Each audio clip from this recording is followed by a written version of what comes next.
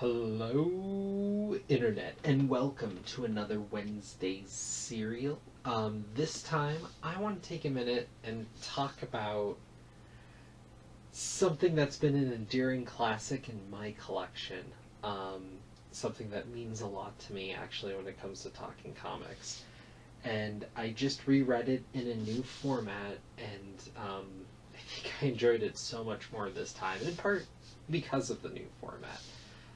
What I want to talk about is the ending of Teenage Mutant Ninja Turtles Volume 1. I want to talk about City at War. And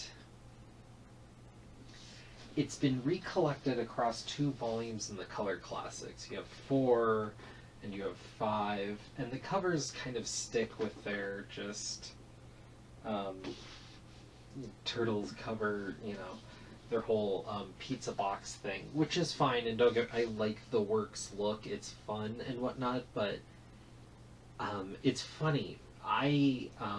As a kid, collecting back when these issues were relatively affordable, if you could find them, pre-internet days, so the hunt was on. Uh, it took me years to collect this storyline. It was something I was very hell-bent on. I was able to get the high majority in pieces here and there. And I read it and I tried to piece it together, but every time I was able to slip in an issue, and it was the second issue I was actually able to get last.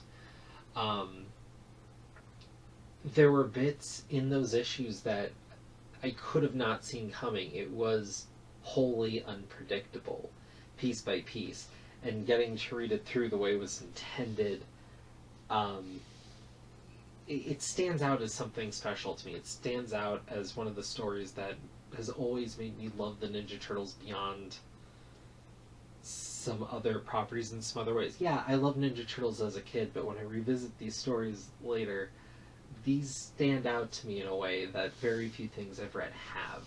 Some of it very well be nostalgia, but I want to talk about it a bit more tonight.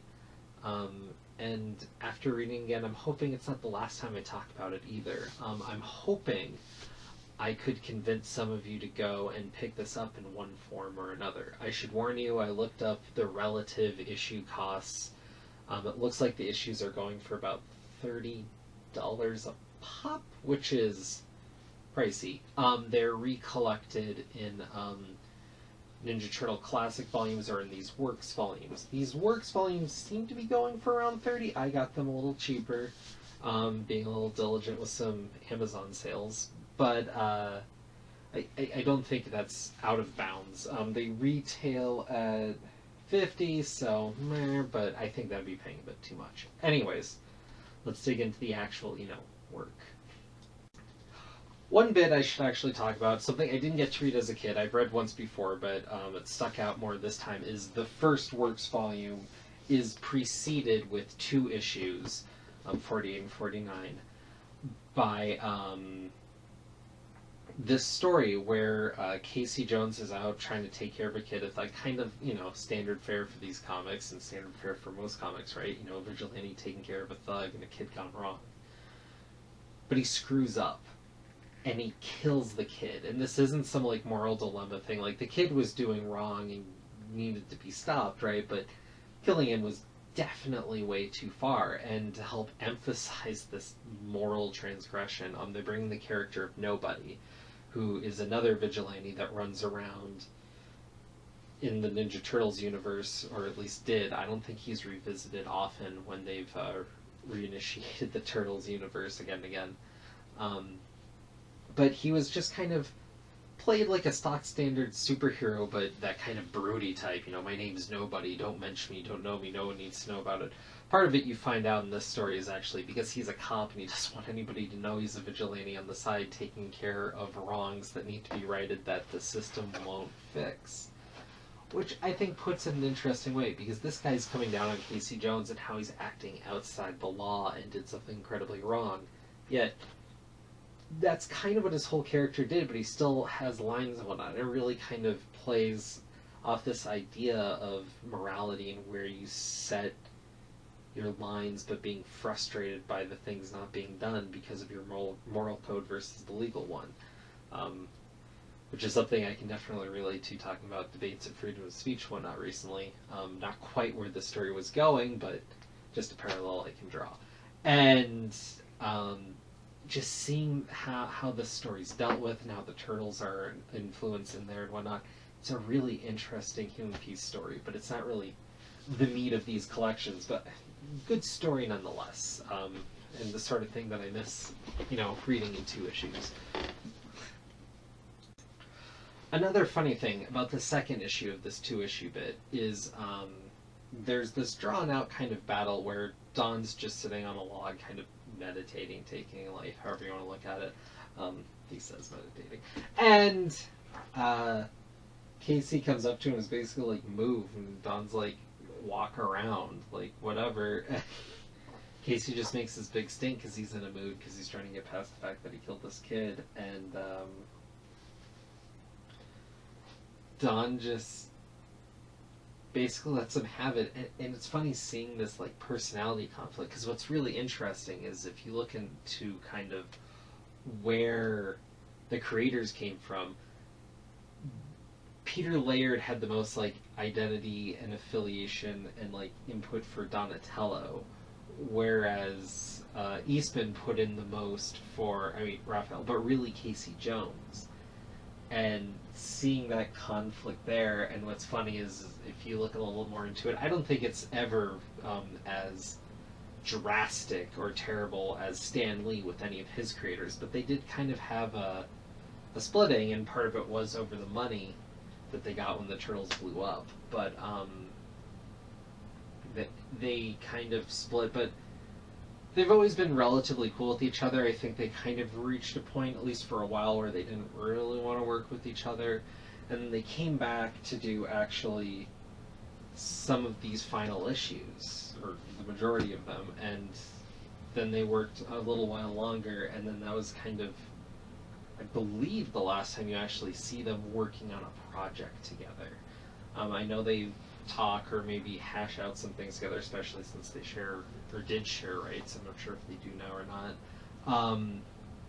But just kind of knowing that there was definitely some tension between them, and those characters are probably the most analogous, and then seeing the characters work through that, I felt like there's a little bit more there. It's not the sort of thing I normally look for in a comic, but it was knowledge I had walking into the story again, and I couldn't help but draw the parallel. And if you look any more into their relationship and whatnot, I think you can maybe see some more in those 2 issues in particular. So, it's something I kind of wanted to point out. So, you guys don't ever get to see this really, but just to the left of me when I record these videos is my little turtle shrine. I have these little cards from the movies. I have this Spider-Man 2099 painting. I have a few other random cards of mostly animes I like. But there's this poster I got when Mirage was going out of business, and I was able to get it and frame it. This is a promotion cover for issue 50, the lead off for City at War. And atop it being something I love because I love City at War and whatnot, and love the Turtles, I loved this cover. I love it so much. Of course, if you recognize it, it is basically a recreation of the first comics cover, but it's re-rendered in the way I remember classic Turtles when you get past the first few issues, especially when you come back from the indie creator phase when they let everyone have a go at the Turtles and they came back, which were these comics basically, and for a while longer with Volume 2. This is kind of what the more fully realized Turtles look like. It's also not too far off from where they were at the end with Return to New York. And man, I love that look. I do wish they had the separate colored bandanas, but they didn't there, and there was kind of a reason for that.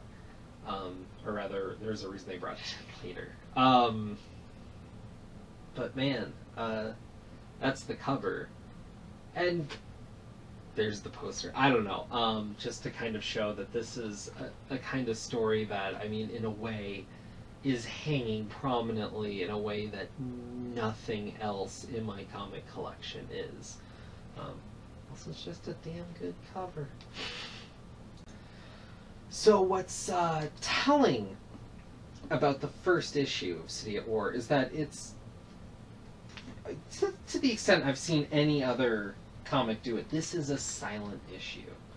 Um, and because some things aren't necessarily well defined in the lore prior, it almost takes a rereading to fully appreciate what goes on here in this first issue. But you would have had to have read this entire story first before and then come back to kind of see where some of it's going, which is interesting because the way that this story plays out, it doesn't necessarily feel hyper planned. It's not a very hyper cohesive, hyper structured story. It's not that kind of a masterpiece work. It's something else. But you have this bit with crime in the city. You have the foot soldiers running around, which we haven't seen for a minute, and they get taken out by what looks to be other foot members, and they are. They're Shredder's elite soldiers who are part of his essentially personal army, whereas the entire New York Foot, we're told later, was essentially his private army. Some of them were just under the guise of the Foot, and the ones running around now are just from the Foot, mostly from Japan. But this is Shredder's elite guard, and they're still loyal to the Shredder post-mortem, trying to carry out his wishes, which is mostly to try to kill the Turtles, but kill a bunch of other people too. And they're at odds with the general Foot Clan. We also see a bit with Splinter, a bit with April, actually very little of the Turtles. Actually, that might be a lie. Are they in this at all? Yes, barely. And it ends with this explosion across the way, which shows little fragments of our characters being split up, which is telling because what's going to transpire is there's a story going on with the Turtles, there's a story going on with Splinter, there's a story going on with Casey, and there's a story going on with April. And they're all disconnected. And that's kind of part of it, is like, these were the characters that are here, and now we're going to let them kind of be on their own. And what's interesting about that is you have the Turtles, which is more of the fare that you're showing up for. But then you have the Splinter tale, which is kind of weird and creepy, and kind of plays a little more in the area of where some of the other Turtle comics were just prior to this, with some of the weird indie stuff, maybe trying to be somewhat horror-esque or just bizarre. And then you essentially have two human interest stories running. And, you know, as a kid, I did not appreciate these at all. But even as a kid, the pacing and the way it was worded, I got something out of it. They're not... I don't want to say they're not heavy-handed, but they're delivered in such a way, and it's not overly dialogue-heavy. It's impactful, and it works, and it's paced with, but in no real way connected to the other stories. It's pretty bizarre. So the Turtles are kind of contending with some crime, and then Casey and April meet up really quick, and then Casey kind of makes a pass, and April just isn't having it, and she just takes off. They were living together, and she just takes off. So Casey gets fed off, and he's just out on his own. Casey gets the snot beat out of him, and he's on his way to his own life, whereas April moves out to California. I don't want to step through everything. I don't want to read the story for you, as it were. But it's just the status quo that's set up for this next year of Turtles. The Turtles are frustrated because they're trying to find crime and whatnot, and they're essentially just taking on little muggers and whatnot. And the way they sum it up at the end, which ties to actually the cover pretty well for the second issue, is been reduced to the neighborhood watch, and you just see them looking over the city, and it's interesting when you think about that, because like, they have a goal, they have something in mind. They don't want to just be superheroes, they have their own agenda to take care of, and they're not having just taking out muggers and whatnot. Again, it's this weird commentary of what set the Turtles apart from other things. You have a crazy build with April reliving the past, and the play on the fact that where her childhood was burnt down in the antique store. There's flashbacks of that. They mention it. The Turtles relive it, and they're sad about it too. And a few other people mention it because it was a prominent kind of thing in New York for some people, for the locals, you know. And it's kind of, in some ways, a lot of this story is dealing with the past moving forward. It's kind of an aging thing. And it was very much meant to be its own deal. And I think part of what makes City at War work was, when you look at the initial Turtles, I mean, issues came out sporadically. But not far in when you look at it. I mean, there's only a handful of issues by the time the Turtles not only exploded from the first issue to be a bona fide comic hit, but really only a handful of issues later that the cartoon deal went down and the toys and all that, and it became this phenomenon. But that was kind of for the kiddies, right? But you have these people who are holding on because they love the comic, they love the concept, and they were looking for something a little different. And this was kind of during the indie explosion of comics, with the self-publishing idea. And so, I mean, you had a handful of others, but the Turtles stood out, but they were coming out relatively sporadically. And for kind of all the deviation, the original Turtles volume never really had a chance to flesh itself out. And I think after taking such a long break from it, the mostly original creators, along with a handful of others, came back and just found a way to tell a story with their characters that they wanted to tell. By the end of it, Splinter meets up with the Rat King, which in these comics had only come around like once before, and it's this bizarre deal with a bunch of weird twists and turns and how you're supposed to make it, you're not quite sure. And Splinter's shaken by this moving forward. The Turtles deal with something dealing with the foot that allow them to resolve their status quo and look at moving forward, taking the next step with their lives. Again, I think if you look a little beyond the pale, and not, you know, too far out, but I mean, there's no way you're reading these Turtle comics and unaware of Turtles in the greater milieu of social culture, especially at the time. That you had to see, like, okay, here's the original creators doing something, and they want to move beyond where it started, maybe take them in a different direction. Maybe, if nothing else, because they grew up, they wanted to do something else, and they had this space to do it. And then you have Casey, who ends up, I mean, it doesn't read great now. He goes and has his own personal tragedy where a woman is his block to move forward with and whatnot, but it's not at the hands of a villain or whatnot. But it is a woman who dies during childbirth, which is a bit... But, I mean, yeah, that doesn't read super well today, but as far as, you know, sins of the past and gender readings, I think it's a relatively innocent faux pas. I mean, it does kind of work for the story in a weird way. And also, the characters are in such a different place than so many other characters you'll read. I feel maybe it earns it a little more than it sounds. And April has this whole coming to realize she's kind of a New York girl. I'm summarizing here to the larger parts, because to maybe step through this, I feel I'd want to maybe talk about it with someone who's willing to parse through the details, or maybe revisit it at another point, because I don't know quite how to parse some of these details with reading the story page by page, as it were. That being said, there's a lot of pacing and boldness in here. There's a lot of time taken, whereas this, in a way, was considered an event, right? You know, here's City at War, it's 12 issues, the creators are coming back. This is kind of just the stories we had, and it takes a year for them to all start and end, but they're not, you know, Marvel's Civil War or something with all these big grand things.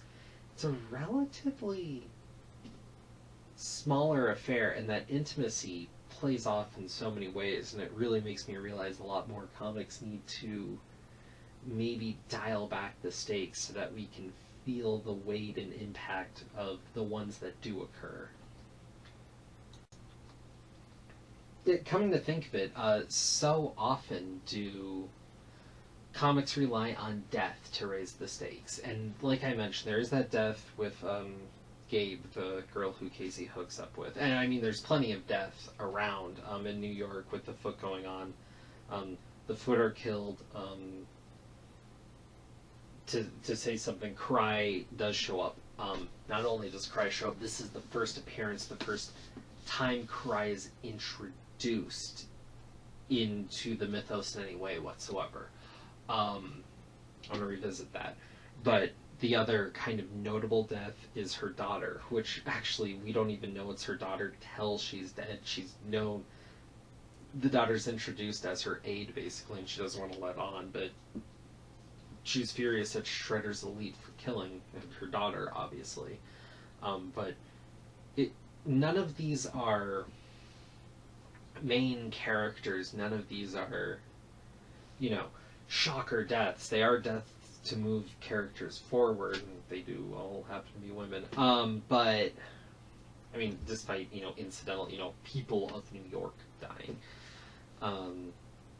So there's death, but it's like casualties of war. It's not these intimate deaths, but I mean, there are broken bones, there are souls that are shattered, there's near death. But I think you feel the weight of morality with all these characters getting older in a way, and that's definitely a theme, is kind of the age and the past, and how much we let it influence us, either too much to the point where it controls us, or trying to reject it to the point that we're not really being true to ourselves in some ways. And I think that's interesting. That's maybe one of the few things that does actually connect across. And for that, with the characters splitting apart and whatnot, I do feel one of the weaker aspects is at the very end, where they all just kind of meet up again. It's kind of necessary for the sake of storytelling, but it is somewhat miraculous, and they do kind of play off that and make it a bit more earned, but a bit sing-songy storytelling for Casey and April. And then the Turtles are able to just lock on to them once they're back in New York, which, okay. Yeah, it works, it lets the characters reconnect so we can get something out of it, but it is a bit contrived. Yeah. But I do want to speak to Karai. Karai is introduced here, and she's introduced as Shredder's daughter, sure, but she has just been handling a fraction of the Japanese Foot Clan, and then they admit that they let the New York one run out of control as Saki gained power. He became somewhat mad, and they used to have a better hold on him, then it went too far. They admit that, and then they wanted the various factions that were fighting to essentially kill each other off, which sounds like an organizational move that would happen when some fraction went awry, nations away. And then she said it was a naive hope, and we need to come and do something about it. But they enlist the Turtles' help to take out the Shredder's elite because they need people who have the capacity to take them down. And for that, they promise to leave the Turtles alone, which is interesting. But what's really telling here is, I mean, she's an older woman. She has a daughter of her own. Whether or not her husband's still with her or not isn't even discussed. It doesn't matter. But here she's just part of the tribe, part of the clan. It is what it is. And she's here in no way at her father's behest. He's already dead. She's a consequence of his past, though, but nothing like him. And she's offering this to the Turtles, and she's her own woman. Every time we see Karai portrayed after this, she is imminently younger, where she is not a daughter by essentially name only. She is his daughter, and she is seeking his approval. Who the mother is rarely ever discussed. And she certainly doesn't have a daughter of her own because the age would make that weird.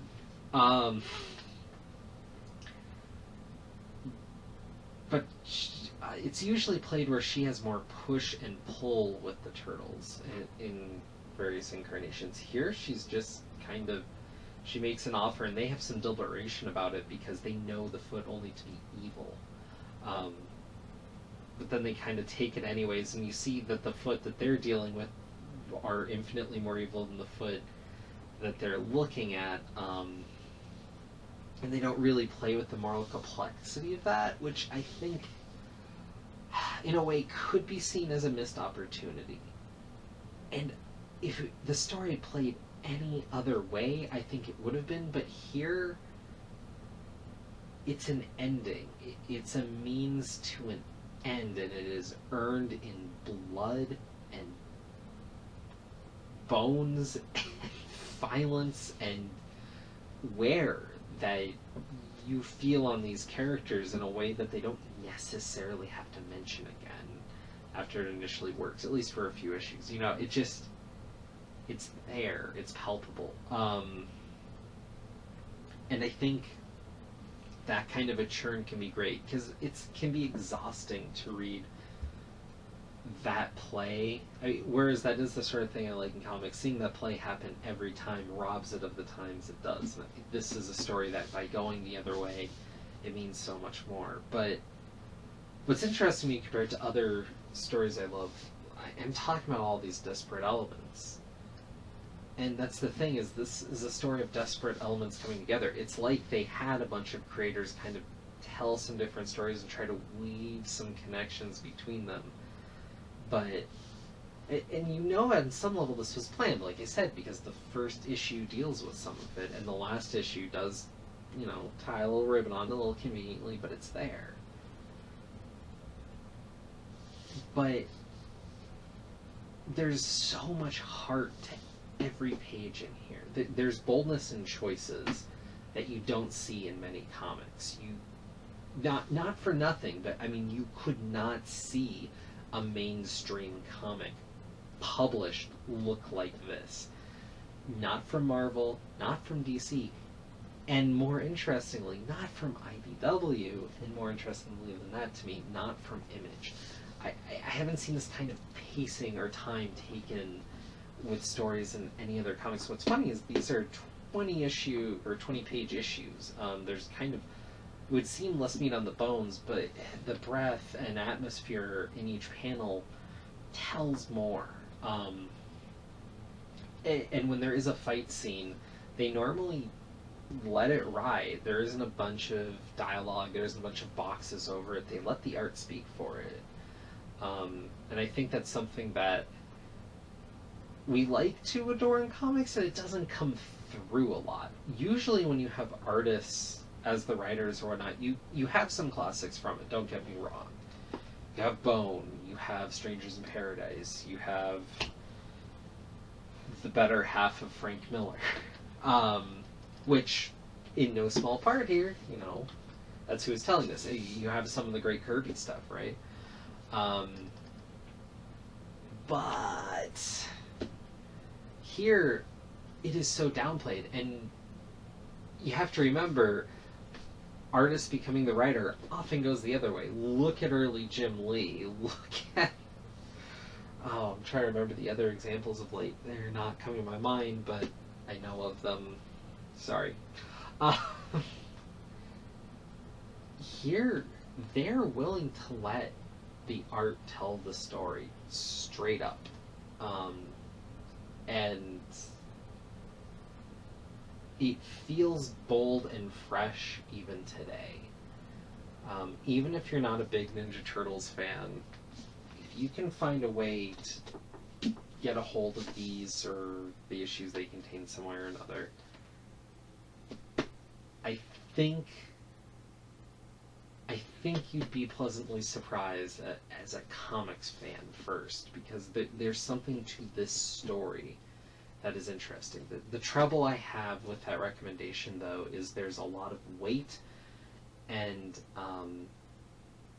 assigned from previous issues. And I think if you were to just read the works or what they have collected in the classics, which is the better part of Volume 1, but it's up through the Return to New York, and then these 2 issues prior, and then City at War, which is kind of the Peter Laird Eastman issues. And then just kind of the stuff in the middle where they weren't doing that isn't collected. But even then, you don't get the Tales of the Ninja Turtles, which only ran for 7 issues, the first volume. But there's 2 of those issues, particularly the one with Nobody for the 2 issues prior, and then the one with Rat King becomes imminently more important because that's the only priors we have on the Rat King. And some of that idea going into the story of Splinter, where he does finally meet the Rat King. The fact that Splinter and Rat King don't intersect in that first story is, telling. And so the fact that those characters meet just feels inevitable, and I feel like you don't get that weight. But regardless, I think this would be a strong read, but I don't think it would be quite the same. Also, I haven't mentioned it, but I should. I've talked about this before, but these color classics, for these issues, they are the only coloring. But the first chunk of Ninja Turtles was colored by a publishing press called First Printing. And is that right? By a different publisher. I think I'm spacing on the name. But, those colors were more vibrant, deeper colors. This one has a more muted color set. What's interesting is the pre-City at War actually feels like a bit deeper, like it was inked better and played with the colors better in that sense. And then as it moves on, the colors become a bit more muted. That being said, the color really makes the story pop. I think it's hard to read a Ninja Turtles comic without color on some level. I know that's how they originally presented. I know some people swear by it. I've become a sucker for color in comics in a lot more ways. And I think comics that are colored tend to have the love put into them. The comics that are recolored tend to miss the mark, as a general rule of thumb. Exceptions both ways, as anything. But, I thought I'd speak to that because talking about these volumes, that's a big component. The other big component is that it is this one big story, and they cut it across 2 volumes. And I think that's a shame, but I also think it works in a way because there's a definite split about the point where they put it, where there's one part of City at War which is kind of this meandering, kind of lost, muddling through the scenario as it goes, and then they kind of get a grip on this new status quo, each of the characters. And then this back half is them pushing through, figuring out what they need to do, and getting through the situation. And for that, I think it works. Also, I'm sure a lot more had to do with the realities of publishing. But I had a ball reading this again. I certainly would like to talk about it further, but for now, I think I will call it a wrap. I hope you all have a good night, and let's talk comics again sometime soon.